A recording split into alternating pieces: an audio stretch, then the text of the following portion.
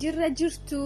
wardoftoota YouTube channelii Hawwiyyee SM Entertainment hundi keessan bakkuma jirtanitti nageenyi kee kan jaalalaa fi kabajaa isin biraa goo jecha walirraa bannee turre amma walitti deebinee jirra.